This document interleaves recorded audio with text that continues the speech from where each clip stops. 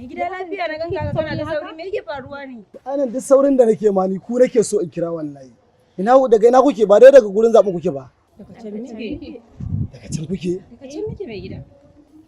Inna lillahi wa inna ilaihi raji'un. Lafiya mai gida? Kun kashe ni. Me yake faruwa? To amma ya muka da ku? Kawai sai ku je ku yi gaban kanku saboda ma tsaba hauka. Haka ake yi?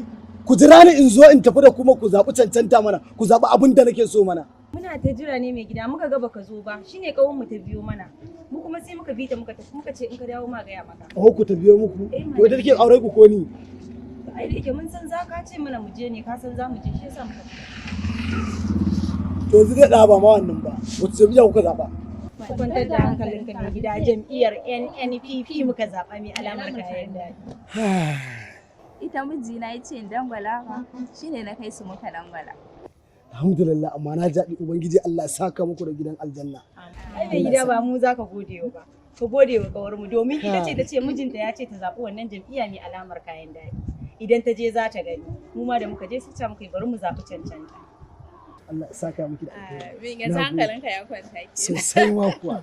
Amma fa ku sani kar ku ce ku za ku shinkafa da waken nan da ake yi ba. Ai daga sama har ƙasa ne gida. Daga sama har ƙasa ne gida insha Allah ya saka muku da alheri.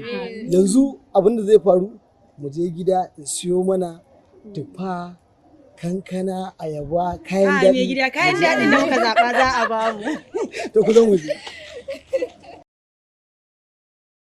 Jam'iyyar NNPP ita ce jam'iyyar da na zaɓa.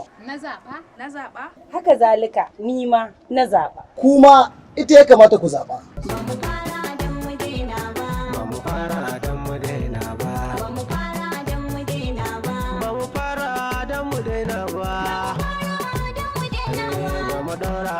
Sauke ba ba mu fara don mu daina ba ba mu fara don mu daina ba